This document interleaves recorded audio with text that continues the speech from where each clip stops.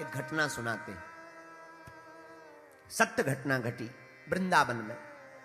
वृंदावन तो जानते हो आप लोग, कौन कौन वृंदावन गया? बहुत अच्छा। वृंदावन में एक महात्मा रहते थे, नाम था उनका मनमोहन दास बाबा। क्या नाम था? मनमोहन दास बाबा। आहा, वृंदावन में रहते थे। मनीष सिंह, ध्यान से सुनना, तुम्हारे प्रश्न का उत्तर है। रोज कीर्तन करते, सीताराम सीताराम, हरे कृष्णा कृष्णा कृष्णा हरे हरे। रोज नाम जप करते। एक झोपड़ी में रहते थे। इनका एक चेला था, उसका नाम था रामदास। क्या नाम था? बोलो बोलो। रामदास। रामदास नाम का एक चेला था, बड़ा आज्ञाकारी शिष्य। गुरुजी का एक नियम था कि जब प्रसादी बने भोजन तो वो एक ही चूल्हे पर बनेगा, और उस चूल्हे के बाहर एक झोपड़ी थी। उस झोपड़ी में कोई प्रसाद बनते ना देखे, गोपनीय तरीके से प्रसाद बने, तभी वो प्रसाद पाते थे। रामदास नियम से परिपक्व था। रोज प्रसादी बनाता, गुरुजी पहले ठाकुर जी को पवाते, फिर खुद पाते। एक बार एक घटना घट गई, सत्य घटना बता रहे। कुछ अंग्रेज आए, झोपड़ी में धुआं को देखा तो जरा घास फूस को हटाकर झांक लिया कि क्या हो रहा है, कौन महात्मा है। और प्रसाद बन रहा था। रामदास तो बाहर गया था लकड़ियां लाने। अंग्रेज देखा कोई नहीं है तो घास फूस ठीक करके चले गए। इधर रामदास के गुरुजी श्री मनमोहन दास बाबा जी को आभास हुआ कि किसी ने ठाकुर जी का प्रसाद बनते देख लिया। सोई दौड़ते दौड़ते बाहर आए, हे रामदास। रामदास ये भागा भागा आया, जी गुरुजी, जी गुरुजी। अरे गुरुजी वाले, आजकल तू बड़ा ढीठ हो गया, बड़ा निकम्मा हो गया है, आजकल बड़ा लापरवाह हो गया, आजकल तुम बहुत ही कामचोर हो गया। तुझे पता है हमारे ठाकुर जी की रसोई बनते हुए, प्रसाद बनते काऊ ने देख लिया है। इसको तो पता नहीं था। इसने हाथ जोड़ के कहा, गुरुजी हम लकड़ियां लेने गए थे, पहले नहीं रख सकता? खूब गुस्सा में गुरुजी थे। एक छोटी सी लकड़ी का टुकड़ा गिर गया रामदास के हाथ से।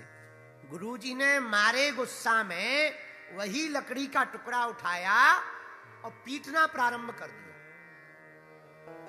इतनी मार लगाई पर एक बार भी रामदास के मुंह से ये नहीं निकला कि अब रहने दो, अब ना मारो, हमारी गलती नहीं है ना। हाथ जोड़ लिए, सिर नीचे कर लिया और खड़ा हो गया। गुरुजी ने इतनी पिटाई की कि शरीर लाल पड़ गया। जब गुरुजी थक गए, रामदास गिर गया तो लकड़ी का डंडा फेंका और गुरुजी अंदर चले गए। बेचारा उठा, अपने शरीर को साफ किया, कपड़े को ठीक किया, प्रसादी को गौ माता को खिलाया और फिर से स्नान किया, चौखा चूल्हा किया, फिर से चूल्हे में लीपा पोती की, गंगा जल का छिड़काव किया और फिर से प्रसादी बनाने लगा। धीरे धीरे शाम हो गई।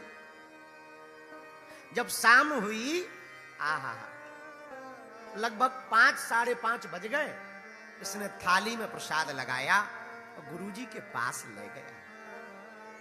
गुरुजी ने ठाकुर जी को भोग लगाया, फिर खुद पाया।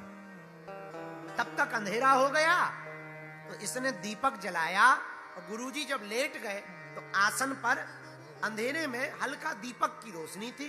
दोनों पैरों की सेवा करने लगा। सेवा करते करते इसकी आंखों की आंसू का एक बूंद गुरुजी के चरणों पे गिरा।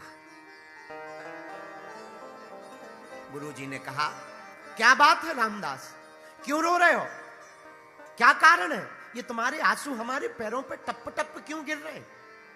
अच्छा अच्छा, आज हमने तुम्हें ज्यादा पीट दिया, आज हमने ज्यादा मार दिया, शायद चोट लग गई होगी, इसलिए रो रहे हो ना, दर्द हो रहा होगा। रामदास फूट फूट के रोने लगा। बोला गुरुजी, हम इसलिए नहीं रो रहे हैं कि आपने हमें क्यों पीटा, आपने हमें क्यों मारा, इसलिए नहीं रो रहे हैं। हम इसलिए रो रहे हैं कि हम कितने अभागे शिष्य हैं कि हमारी सेवा में रहते हुए भी हमारे गुरुदेव को आज देरी से प्रसाद मिला। आहा, गुरुजी ने तुरंत हाथ झटका, गले से लगा लिया, पुचकारते हुए सिर पर हाथ फेरा। बेटा कोई बात नहीं, पर हमने भी आज बड़ा पीट दिया तुमको, बड़ा दर्द हुआ होगा ना। और जैसे ही हाथ लगाया तो लाल एकदम पड़ा हुआ था, ऊपर तक सूजन आ गई थी, उसके मुंह से सी की आवाज निकल गई। तो कहने लगा गुरुदेव, गुरुजी का मन बेहबल हो गया। बेटा जाओ, तुमको ठाकुर जी के दर्शन हो। पर प्रकृति तो अपना खेल खेलती है, वो नटवर लाल तो अपना खेल खेलते हैं गोविंद। गुरुजी का रोज का काम था सुबह वृंदावन की परिक्रमा करना। आज गुरुजी 4 बजे उठे, रामदास भी उठा, उससे चला नहीं जा रहा। आगे आगे गुरुजी, पीछे पीछे चला। रोज तो आगे चला रहता था, आज पीछे लंगड़ाते हुए चल रहा। बीच रास्ते में गया, उसको बुखार आ गया, गिरकर कोने में पड़ गया। तो बाकी मित्र आए, बाकी जो गुरु भाई थे वो आए दौड़े दौड़े, क्या बात है, क्या बात है, क्यों गिर गए? रामदास उठो, चलो। गुरुजी आगे निकल गए। ये लेटा लेटा हाथ पकड़ के बोला, भैया एक बार गुरुजी को बुला दो। लगता है हमारी जिंदगी की परिक्रमा पूरी हो गई। चेले भागते भागते गए, गुरुजी रामदास बीमार हो गया, इधर आओ। गुरुजी वापस आए, क्या बात है रामदास, क्यों पड़ गए हो, क्यों गिर पड़े हो? गुरुजी लगता है अब हमारे जीवन की पूरी परिक्रमा हो गई। शायद इतने ही दिन तक आपके चरणों की सेवा लिखी थी, हम भाग्यशाली हैं कि आपके आगे जा रहे हैं। अरे चुप रहे, पागल है क्या, चुप रहे, ऐसी बातें नहीं करते, तू चुप हो जा। नहीं नहीं गुरुजी। गुरुदेव बुरा ना माने तो एक बात बोलूं? हाँ बोलो। गुरुदेव हमारी इच्छा है कि हम अपने प्राण त्यागें तो आपके दर्शन करते हुए त्यागें। जिंदगी भर तो हम चरणों में बैठे रहे, भले ही हमें नरक मिले, पर आज आप हमारे सामने खड़े हो जाओ, ताकि हमारे प्राण निकले तो हम आपको देखते हुए प्राणों को निकालें। गुरुजी बोले, ऐसा मत कहो, चुप रहो। नहीं गुरुदेव। गुरुजी बुरा ना मानो तो चलते चलते अपने चरणों का चरणों तक पिला दो। गुरुजी नजदीक आए, चरणों अंगूठा किया, एक शिष्य ने जल डाला, इसने पी लिया और कहा गुरुदेव सामने खड़े हो जाओ। उसकी हाफी तेज हो गई, श्वास तेज भरने लगी, शरीर अकड़ाने लगा। और जैसे ही गुरुजी सामने खड़े हुए तो जोर जोर से हाफी भरता हुआ चिल्लाकर बोला, गुरुदेव हम अपने प्राण तो त्यागना चाहते हैं, पर केवल तुम्हारे दर्शन करते हुए त्यागना चाहते, किसी और को नहीं देखना चाहते। गुरुजी ने अगल में देखा, बगल में देखा, बेटा यहां तो कोई नहीं है, केवल हम ही खड़े हैं। अरे गुरुजी आप झूठ बोल रहे हो, आपके बगल में एक नन्हा सा बालक खड़ा है, मोर मुकुट पहने हुए हैं, पीतांबर पहने हुए हैं, हाथ में बंसी लिए हुए हैं, और नन्हा सा बालक हमको बुला रहा है।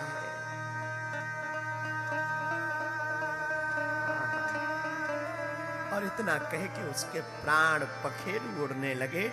गुरुजी दोनों हाथ जोड़कर बोले, रामदास तू धन्य है, हमारे बगल में जो तुझे दिखाई पड़ रहा ये कोई और नहीं, ब्रज के राजा स्वयं श्री बांके बिहारी जी खड़े हुए हैं। धन्य है, तू धन्य है, तू धन्य है।